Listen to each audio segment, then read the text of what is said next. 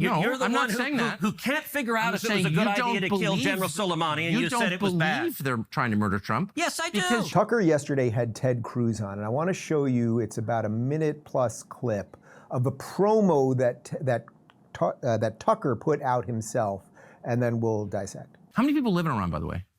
I don't know the population. At all? No, I don't know the population. You don't know the population of the country you seek to topple? How many people live in Iran? 92 million. Okay. Yeah, How could you not know that? I don't sit around memorizing population tables. Well, it's kind of relevant because you're calling for the overthrow of the government. Why is it relevant whether it's, it's 90 million or 80 million or 100 million? Why is that relevant? Because if you don't know anything about the country... I didn't say I don't know anything about Okay, what's the ethnic mix of Iran?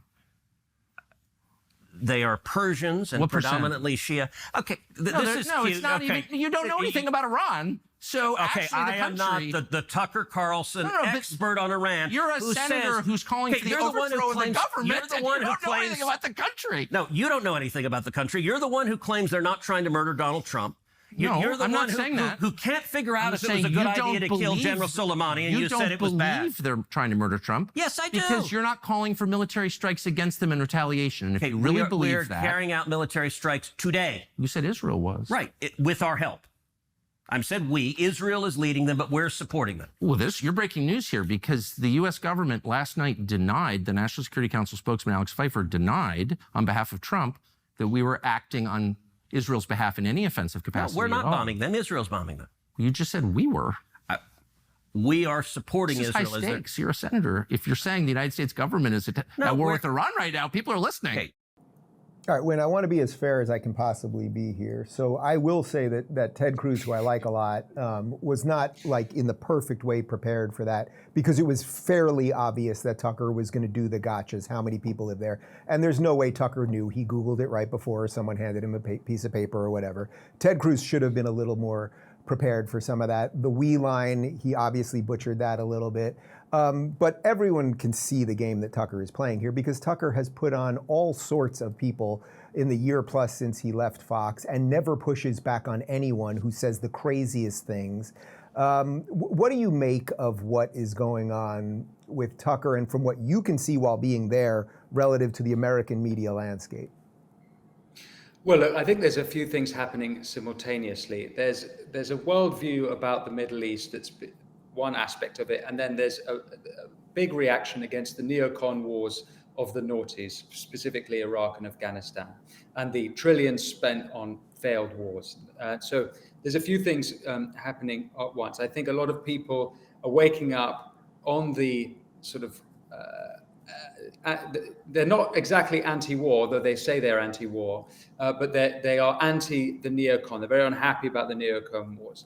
And so, funnily enough, I spoke to Steve Bannon on my show about this as well, who also thinks Tucker's got this wrong on the axis of evil in the Middle East. And I think this is worth picking up because this is where I think I disagree with Tucker.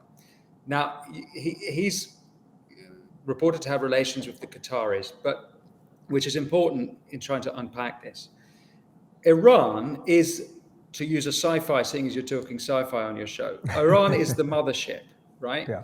And then from there, you have this axis of evil, which is the Houthis, Hamas, Hezbollah, you have, who else have you got in? You've got, I guess it's those, and then Qatari. Yeah, those are the big three. Yeah, and then the Qataris playing a slightly different game, but they absolutely sheltered Hamas. They have been anti-Israel. They've purported to be neutral, but actually, if you look at what they've said, they're not remotely neutral, and they facilitated a lot of Hamas activity. Fellas, let's be real. Everyone could use an extra hand. But with Blue Chew, you get an extra leg. They're the original service offering chewable tablets to help you with performance, and now they've taken it up a notch. Introducing Blue Chew Max, a powerhouse formula combining the active ingredients of Viagra and Cialis into one chewable tablet. This combo is so strong you might even have to move towns with the amount of noise you'll be making. That means fast-acting, long-lasting support when you need it most. Be ready when the moment's right. Sign up at BlueChew.com, consult with a licensed medical provider, and once approved, your prescription ships directly to your door discreetly and hassle-free. No waiting rooms, no awkward conversations, no pharmacy lines. And here's the best part. We've got a special deal just for you. Try your first month of Blue Chew free when you use promo code Rubin. Just pay $5 shipping. So if you've been looking to step up your game, head on over to BlueChew.com and use promo code Rubin to get started. More confidence, better moments, delivered straight to you. For more details and important safety information, visit BlueChew.com. It seems to me that Qatar are a part of that axis, but they play a slightly looser footing, and they might change and turn towards the positive allies of the Saudis, the Emiratis, who I think want trade and peace with the West and with Israel. So here's the thing about the America First situation. Some people think America First means isolationism, don't get involved with anything that's going on abroad.